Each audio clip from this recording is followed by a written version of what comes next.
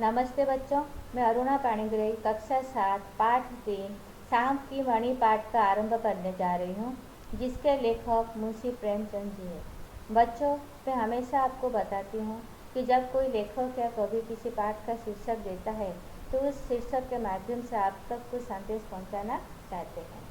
तो बच्चों, मैं आज आपको मुंशी प्रेमचंद जी के बारे में कुछ बताना चाहूँगी कि मुंशी प्रेमचंद जी कौन है। वो एक बड़े ही साहित्यकार, उपन्यासकार और निबंधकार है, जिनके साहित्य हमारे लिए बहुत ही महत्व रखते हैं।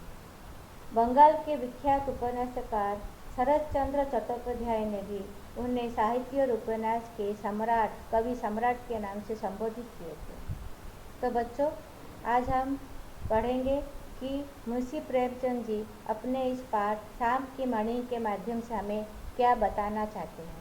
तो चलो बच्चों, हम पढ़ेंगे। बच्चों, सभी सांप मणि वाले नहीं होते। उनकी मणि कैसी होती है, वे उसे कहाँ रखते हैं, यह हम जानने इस पाठ के माध्यम से जानने की कोशिश करेंगे। बच्चों, आप सांप के बारे में तो सभी जानते ही होंगे, परंतु आपको पता है मणि क्या होता है? सांप का मणि क्या होता है? मणि वो होता है जिसे सांप अपने सिर पर रखते हैं और जिसके प्रकाश से चारों तरफ अंधेरे में उजाला छा जाता है। तो उस चमकीले पत्थर को ही मणि कहते हैं। तो बच्चों, हम इस पाठ का आरंभ करेंगे और मैं पाठ पढ़ते वक्त आपको सभी कठिन शब्द का अर्थ बताते जाऊंगी और आप लोगों को मेरे साथ इस पाठ को पढ़ना है और कठिन शब्द का अर्थ को समझते हुए इस पाठ को भी समझना है। तो बच्चों, शुरू करते हैं। मैं जब जहाज़ पर नौकर था तो एक बार कोलंबो भी गया था। मैं का मतलब यहाँ पे लेखक से है बच्चों। तो लेखक जब एक जहाज़ पर नौकरी का काम कर रहे थे, नौकरी कर रहे थे, तब क्या हुआ, उन्हें एक बार कोलंबो जाने का भी मौका मिला।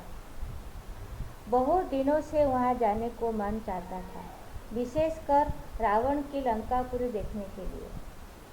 लेखक को बहुत दिनों से कोलंबो जाने की बहुत ही इच्छा थी। वो वहाँ पर रावण की लंकापुरी देखना चाहते थे। बच्चों, आप जानते ही होंगे कि कोलंबो श्रीलंका की राजधानी है। तो श्रीलंका में रावण की लंकापुरी है। तो लेखक कोलंबो जाकर रावण की लंकापुरी देखना चाहते थे।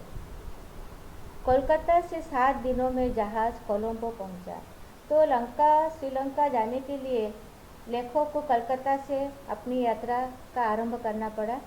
कलकत्ता से कोलंबो पहुंचने के लिए 7 दिनों का समय लगता है बच्चों। मेरा एक दोस्त वहाँ किसी कारखाने में नौकर था। मैंने पहले ही उसे खत डाल दिया था। वो घाट पर आ पहुँचा। हम दोनों गले मिले और कोलंबो की सैर करने चल पड़े। जहाज़ वहाँ 4 दिनों तक रुकने वाला था। तो जब लेखक कोलंबो के लिए रवाना हुए तो वहाँ उनका एक दोस्त भी कोलंबो में रहता था। तो उन्होंने क्या किया, कोलंबो निकलने से पहले अपने दोस्त को एक पत्र डाल दिया था कि मैं कोलंबो आ रहा हूँ। जब लेखक कोलंबो पहुँचे तो अपने मित्र से मिले, गले मिले और उस दिन उन्होंने तय किया कि पूरा कोलंबो घूमने के लिए, सैर करना माने घूमना। तो उनका जो जहाज़ था बच्चों 4 दिनों तक रुकने वाला था। नेक्स्ट पैराग्राफ बच्चों। शाम को जब हम दोनों खा पी चुके थे तो गपशप होने लगी। वहाँ के सीप और मोतियों की बात छिड़ गई। जब शाम को वो लोग घूमकर शाम को खाने पीने बैठे तो उनका गपशप शुरू होने लगा। गपशप माने बातचीत।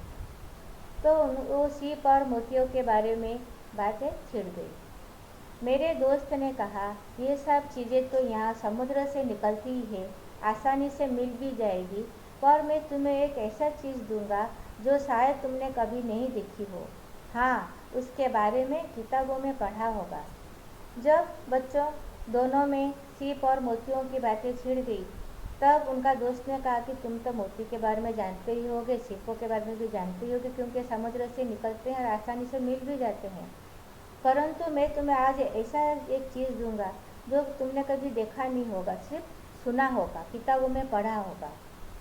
तो मैं आश्चर्य से पूछा, आश्चर्य से मैंने पूरा स्तंभित होकर, कि वो कौन सी चीज़ है। नेक्स्ट पैराग्राफ बच्चों। उसने कहा, सांप की मणि। तो मेरे दोस्त ने कहा कि वह सांप की मणि है। मैं चौंक उठा। चौंक उठना माने अचंभित हो जाना, कांप जाना। मैं कांप गया। अरे, सांप का मणि! एक्चुअली बच्चों, सांप का नाम सुनते ही कोई भी कांप जाएगा। जब मेरा दोस्त ने सांप का मणि के बारे में कहा तो मैं भी कांप उठा। तो मैंने चौंक कर कहा, सांप का मणि? उसका जिक्र तो मैंने किस्से कहानियों में सुना है। जिक्र माने चर्चा, जिक्र माने चर्चा।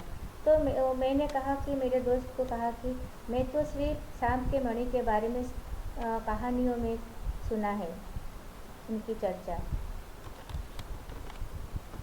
और मैं चौंक उठा। और मैंने यह भी सुना है कि उसका मोल 7 बादशाहों के बराबर होता है।